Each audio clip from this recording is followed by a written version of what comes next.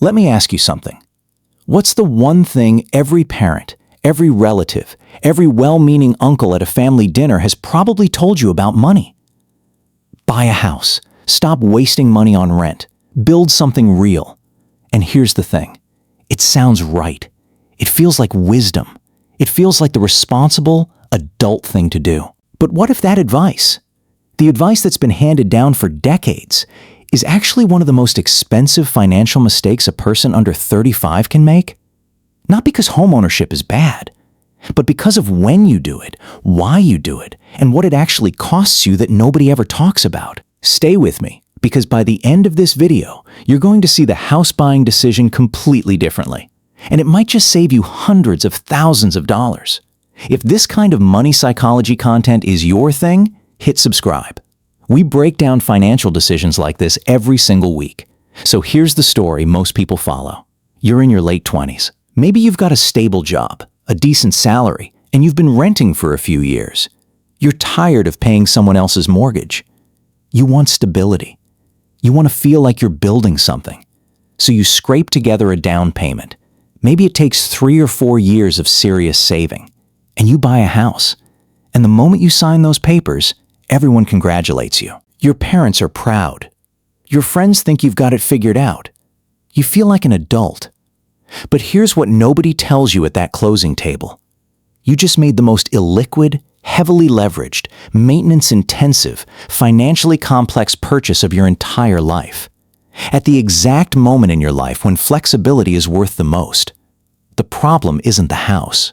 The problem is the story we've been told about what a house actually is.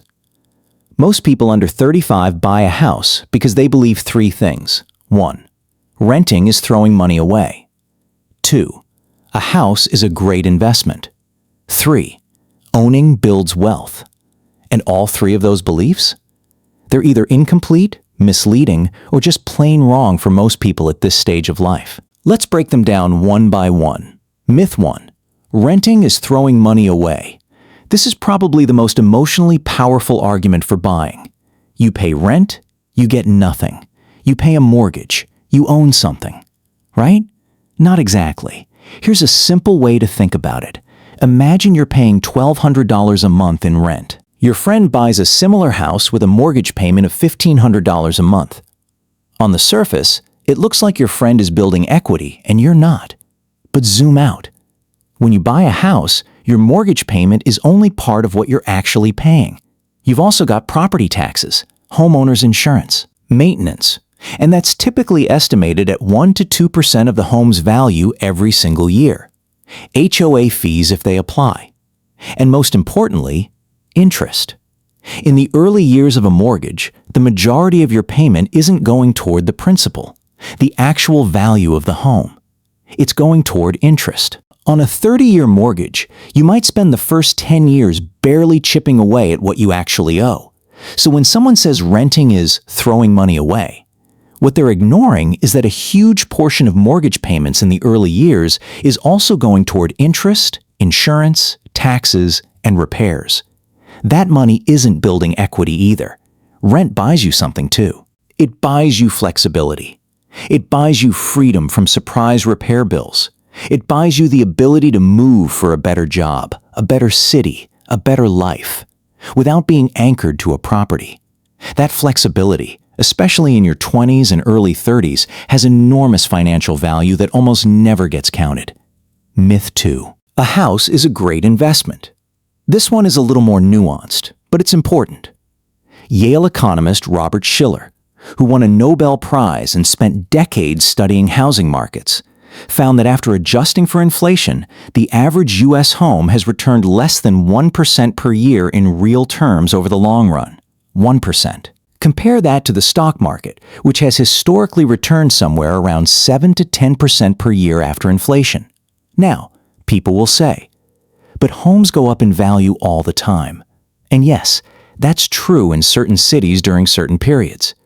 But most people aren't buying investment properties in high-demand urban centers. Most people are buying a home in a city they already live in, and they're buying it to live in. Here's the part that really matters. When your house goes up in value, where do you capture that gain? You'd have to sell. and then you'd need somewhere else to live. So unless you're downsizing or moving somewhere cheaper, the increased value of your home doesn't automatically put money in your pocket. And then there's opportunity cost, one of the most invisible but powerful forces in personal finance. If you use $100,000 as a down payment on a house, that's $100,000 that isn't invested in the market. Over 20 years, that same $100,000 invested in a diversified index fund at historical average returns could grow to over $400,000. That's the cost of the down payment alone, and it never shows up on any mortgage statement. Myth 3. Owning builds wealth. This one is partially true, but only under the right conditions. Homeownership can absolutely build wealth, but the research consistently shows that it builds the most wealth for people who buy at the right time, stay in one place for a long time, and have enough financial buffer to handle the costs of ownership without going into more debt. For someone under 35, those conditions are often not in place. Your career is still developing. You might move for a job opportunity. Your income might grow significantly, and so might your lifestyle needs. You might get married or have kids or want to live in a different city entirely. Buying a house in your late 20s locks you into a location, a payment, and a financial structure at the exact moment in your life when your path is still being drawn. Here's the deeper thing going on. Buying a house feels like a financial decision, but for most people, it's an emotional one. There's a psychological concept called social proof. We do what we see other people doing because it feels safe. And in most families, in most cultures, buying a house is what you're supposed to do. It's the visible marker of being a responsible adult. There's also something called the endowment effect. Our tendency to place higher value on things we own simply because we own them. A house feels more valuable, more meaningful, more real than an index fund. You can walk through it. You can paint the walls. You can show it to people. But feelings aren't returns. And the house that feels safe and permanent is also the house that's tying up your capital, limiting your mobility, and quietly charging you in maintenance costs while you sleep.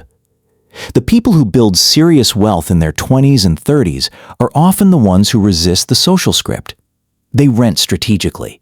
They invest aggressively. They keep their fixed costs low and their financial flexibility high. And then, when the timing actually makes sense, they buy. There's a massive difference between buying a house because you want to own a home and you're financially ready, versus buying a house because everyone told you that's what successful people do. One is a decision. The other is a reflex. So what should you actually do? First, run the real numbers. Don't just compare rent to mortgage payment.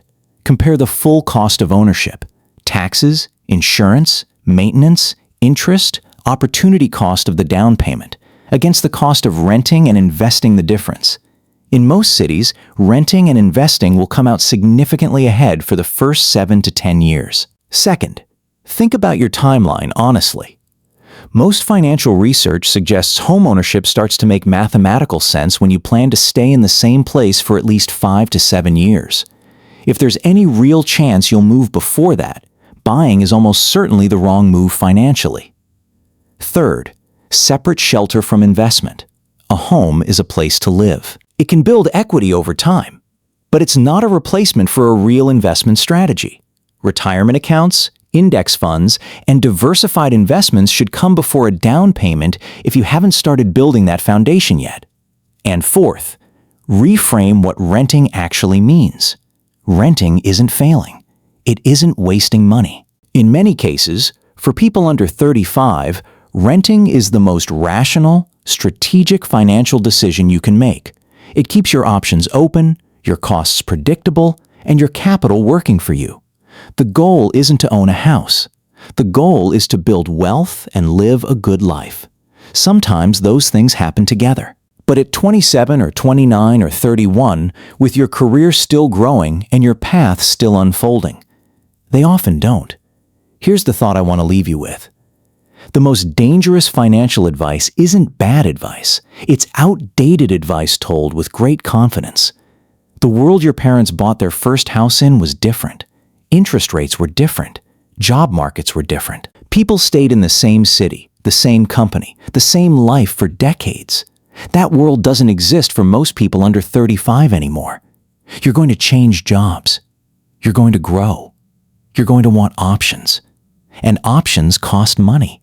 Unless you protect them, the house will still be there when you're ready. When you've got the income stability, the location certainty, and the financial foundation to actually absorb ownership without it absorbing you. Until then, rent without shame. Invest without hesitation. And don't let a dinner table conversation make a $300,000 decision for you.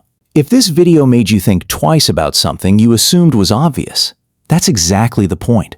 Drop a comment below. I'd love to know where you stand on this. And if you're new here, we do this every week. Real financial psychology, no fluff, no jargon. Subscribe so you don't miss the next one.